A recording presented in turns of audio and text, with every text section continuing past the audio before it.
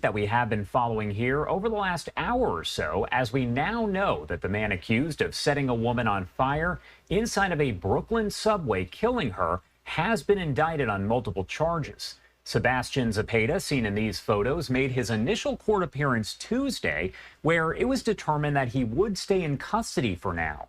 He appeared briefly before a judge, remaining fairly quiet. You can see him again in those pool photos. During the hearing, the assistant district attorney said Zepeda was seen fanning the flames on the woman using his shirt. He added that under interrogation, Zepeda claimed he didn't know what happened, noting that he does consume alcohol, but did identify himself in images related to that attack. Immigration and Customs Enforcement has confirmed that Zepeda, a Guatemalan native, was in the U.S. illegally, entering through Arizona, and had previously been deported. Again, we know that Zepeda was back in court earlier on today and has now been indicted on multiple charges. The woman at this point who died has not officially been identified, and police say they are still working to make that happen.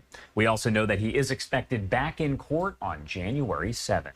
Now, a bit earlier, we did play for you a news conference, very brief, with the assistant district attorney, but our Fox 5 New York team does have a much better feed of that press conference. I do want to play it for you right now on Live Now from Fox.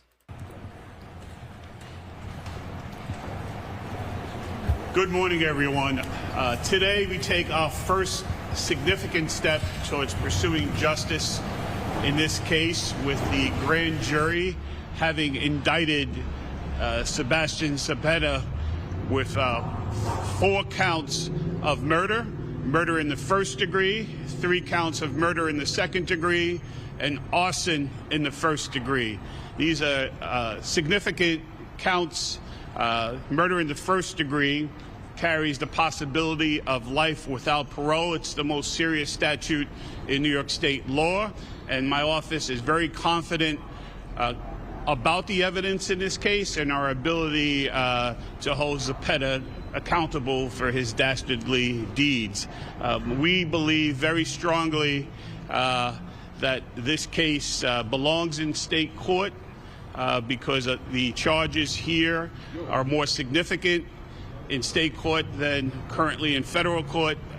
But we have a very strong working relationship with our federal partners, and of course we'll always do what's in the best interest of the people of the state of New York and in the city of Brooklyn, because we want to make sure that he's fully held accountable. On January 7th, the indictment will be officially unsealed in court. At arraignment, we expect the body to be present in the courtroom. Zepeda today, he waived his appearance here in court, so January 7th will be the first day where we expect to have him in court when he's arraigned on the felony indictment.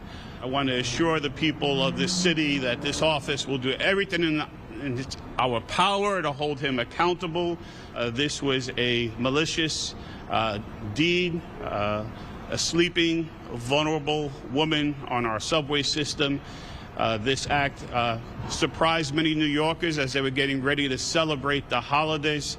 But now New Yorkers are waking up and understanding that on the 22nd of this year, this happened. This was intentional, and we improved to prove this in a court of law. I want to thank the grand jurors in this case, right around the holiday, to see the video and the images of a woman set afire is very hard to deal with, and so I want to thank them for serving on jury duty and coming to the only conclusion that I think is supported by the evidence in this case, that there's reasonable cause to believe and pursue the charges against Mr. Zepeda. Standing here with me is Lila Rossini. She is the head of the Homicide Bureau, and Assistant District Attorney Matt Perry, who's going to be the lead prosecutor on this case.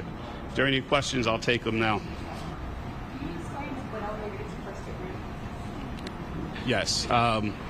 In this particular case, the allegations of the arson, setting the arson on on the train with the woman, causing her to be engulfed by flames, allows it to be charged as first-degree murder 1. It's the most serious charge. Most of the time it's charged in the connection of killing of multiple people or the killing of a law enforcement officer. Yes. As many of you know, the criminal court complaint and the indictment at this time indicates the death of a Jane Doe. The police and the medical examiner's office and many investigators are working to identify her. Her body was badly burned, and so advanced fingerprinting efforts are being made, as well as advanced DNA evidence to identify her. We have made some progress in that area, but I'm not at liberty to get into specifics now. And of course, you know, our hearts go out not only to this victim, but we know that there's a family. Just because someone appears to have been living, you know, in the situation of homelessness does not mean that there's not going to be family devastated by, you know, the tragic way she lost her life. Yes. Any indication that any substances may have played a role? As we understand, he was looking at a potential substance abuse facility. Is there anything about mental health or any substance? Not at this time. At this time, you know, we're pursuing this under, you know, the theory that this was an intentional act, but we also have on the indictment depraved indifference murder, and so there's different theories of the case. But you know, if we watch the video, and I'm sure many of you have seen the video, it's clear that it appears a lighter was used to set her on fire, and you know, that's our working theory on the case right now. Yes.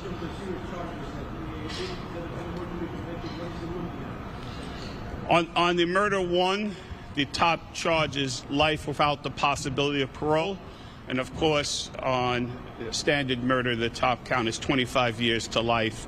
There's also the arson charge, and you know, there's a possibility that some of this can run consecutive. When he spots a police officer who's walking by, can he speak to that at all? Was there any indication that he should have done more? Well, we know that the officer attempted to get a fire extinguisher to, you know, to douse the flame. So I'm not going to speak more on that particular issue, other than we believe that the officer, considering all the circumstances, all of the smoke and flames that were in the train car at that time, did the most that he could do at this time.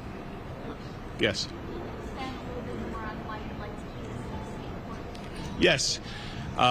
This was an act that the question was, why do we want to keep it in state court? There are two basic principles here. One is, I have a lot of confidence in the people of Brooklyn and the people who come and serve on jury duty here, and I think that this crime took place in New York City, in Brooklyn, and that the people of this county should serve on the jury there.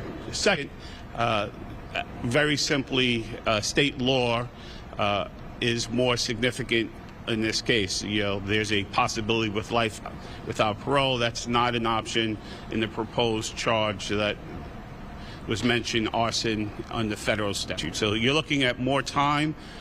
In this particular case, the heinous nature of this case, I believe that the maximum penalty should be imposed, and currently that would be in state court. I just had a question on cameras being used to identify this woman, the way that they were in Jimmy's case, in the sense that you can go back and see the section of it. Well, we're grateful that to a lot of people here. One thing, we're grateful that the transit system has cameras. Grateful to some of the witnesses who quickly informed the police of the identity of the alleged perpetrator of the crime. I think all of these things work together to make sure that he was captured immediately. Very important to the safety of New Yorkers that somebody who, you know, would behave in this way is currently in custody. Could they be used to identify her and trace her status? We're working on that. we're working on trying to go back and trace when she entered the subway system and exactly, if there's a clear shot of her face. I'm sorry I'm late, so I apologize if you answered this already. Two things. Number one, have you guys identified the victim yet? And number two, what is going on in court today? Why is he Okay, so we announced a few minutes ago the indictment. The judge received the indictment today, murder in the first degree, 3 counts of murder in the second degree, arson in the first degree. The defendant, through his lawyer, waived his appearance, so he was not brought up to court, but he is due back in court in person on January 7th, where the indictment will be unsealed and he will be arraigned on the indictment at that time. What was your second question? Unknown as of yet, but a lot of work has been going into trying to identify her. Has any family reported anybody missing? There's always people missing in New York City, so we're working through those leads, but I wouldn't want to speculate.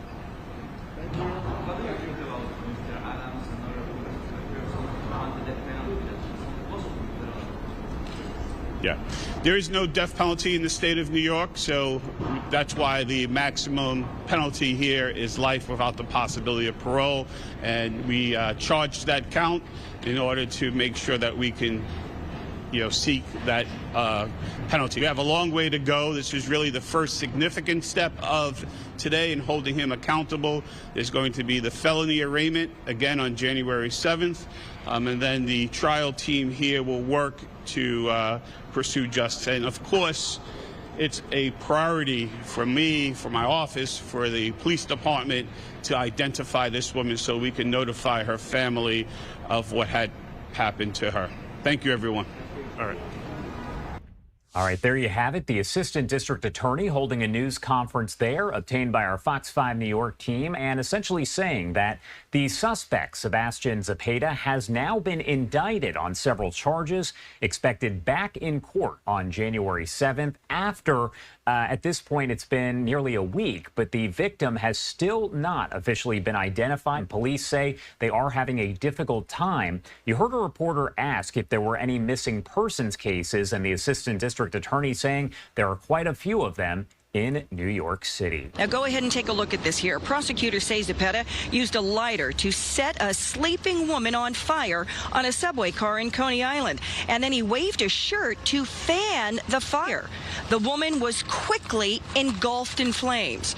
Now earlier this week, ICE reported that Zepeda is from Guatemala. He was deported first back in 2018, but then he came across the border again illegally, making his way here to New York. The 33-year-old claims to not know what happened when he allegedly set the woman on fire, although he did identify himself in photos and surveillance video showing the fire being lit.